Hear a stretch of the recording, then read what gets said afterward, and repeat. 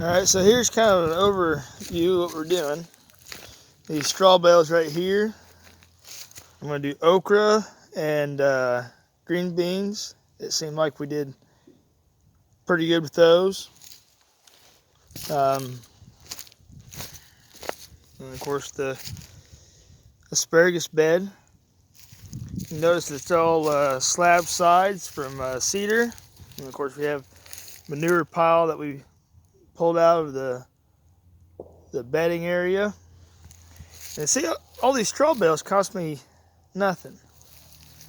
You get out there, you get to know your community, you get to know people, and you just kind of figure out what you can do. And what we did is that there's a pumpkin patch, and frost came in, and their pumpkins were done, their season was done, they needed everything out of there, so we went in, we grabbed their straw bales, and they still had a lot of seed head in it, so I'm pretty sure straw doesn't have seed, but anyway, so that's grass growing in it, so we've been throwing that out there to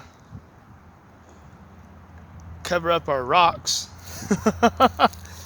As my grandpa would always say, there's not a single rock in Missouri. They're all married and have children. But anyway, so we got all that for free, and the guy needed these slab sides moved out of the way of his sawmill. So I loaded them up in the truck after I went ahead and bought a load of cedar lumber. Here is the garlic. Now what I'm going to go ahead and do is I'm going to leave the garlic in there, and I'm just going to leave it as a perennial, not just a yearly crop, and let it start multiplying and filling this bed up. And I'll just kind of level this bed out. This is horse manure that I got. And then I'll have to fill all these kind of back in. The sage is doing good. It's kind of wilted down, but you know, it's kind of survival mode right now. The thyme is looking great. I mean, it'll get bigger and bushier as it goes on, but we'll kind of see. And then you can see that kind of stocky piece right there. That's my cilantro. I'm kind of wondering if it will go ahead and come back. I'm thinking it might. We were going to do strawberries right here, and I'm just going to go ahead and put another 4x8 bed. If I remember correctly, I can fit 4 strawberry plants into a square foot, which, if my math and memory is correct, that's 144. There's 32 square feet in a 4x8 area. So if I'm wrong, do the math. Anyway, so here is where we had our sweet potatoes at, and we went ahead and harvested all that. We had some squash up here, these arms right here. This right here is called a keyhole, and I'm gonna go ahead and move this away a little bit. This is Jerusalem artichoke. Wait. See that right there? They're supposed to have kind of a nutty flavor to them. So what I'll do is I'm going to try to get an area and make that a permanent home for them. And as I always say, if you can't grow mint, I wouldn't try gardening. But see, it's coming up. So my bed's there. It's pretty invasive. I had some peppers here, and they still got a nice solid root to them. They were kind of green when I cut them, and they're already dead out. So what I'm gonna do, what I've been doing, is I've just been kind of mounding them, hoping that with a little bit of ground protection, as you can see right here, right there, and then right here, I'm going to go ahead and see if I can get a few years at them or see how long they last. I had some zucchini here, and then I had my Ashley cucumbers, and then over here was my Boston picklers. I had some corn. Of course, all this stuff is heirloom. It looks like I might have like a radish or something. I don't know. But what did I have over here? I had something. Cannot remember.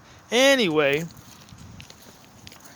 but as far as cost and everything, it just took the time to go get stuff and getting to know people and generosity of people. And once you get to know your community, it seems like, well, because the horse manure in there, the guy was having issues with how much he had, and he was wanting to get rid of it. And some people we knew helped us out loading it with a tractor, and voila, got it home. And this was where I had my potatoes at, and now this is where I went ahead and planted my my sassfron. Saffron? Yep. So, and it's doing good. And then I'll go ahead, when I get a permanent box, I'll dig them up and transport them. I have ideas of using these tires, which I know some people, they don't like the idea of tires, but it's what I got. I'm going to put in a fence right here, and this is where I'm going to do all my squash. Now, I don't plant squash until about June, because it seems that about June I missed the big rush of the vine borer beetles. So anyway, that's it. That's about what we got going on. Little by little, we just kind of get stuff going on. That's our old hen house right there. It's all cedar. Doing good. We had some pretty big old winds coming through. My roof never blew off. And we went ahead and put a temporary fence up to go ahead and keep the livestock out of this portion right here. I seeded, and we got some grass growing, but you see how many rocks we got going. And so little by little, we get everything cleaned up. This is only our third year. We spent a good portion of the first year just kind of getting the inside of our house put together. And also, here, I'm going to pause you and I'm going to drag you over. All right.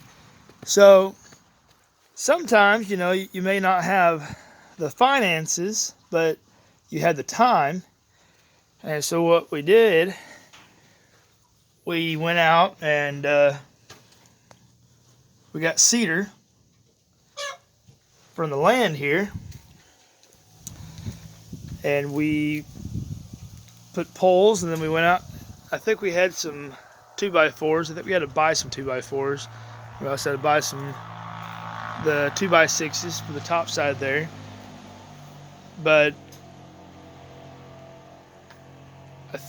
pretty much the main cost of build was just doing the roof. We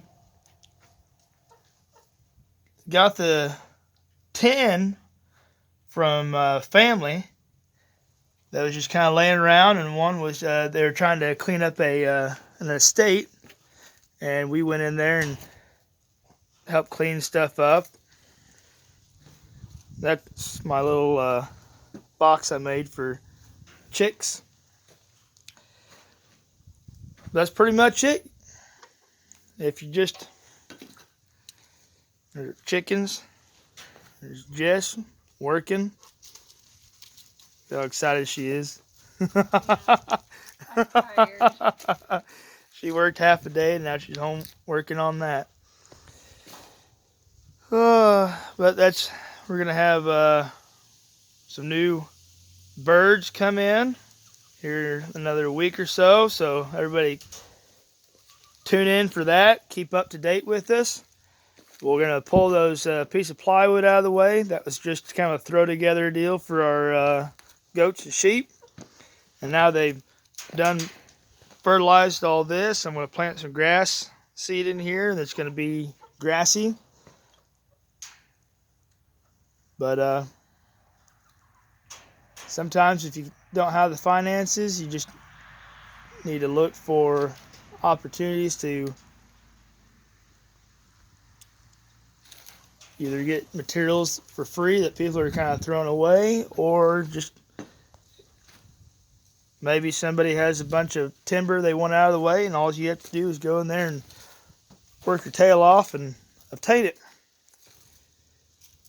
But the more involved you are in your community and your people that are alike mind, your ability to get stuff accomplished is a lot higher. Look at Ebony. She's such a good girl. Abby, stay. Speak. Speak. Quit running around me. Speak. Good girl.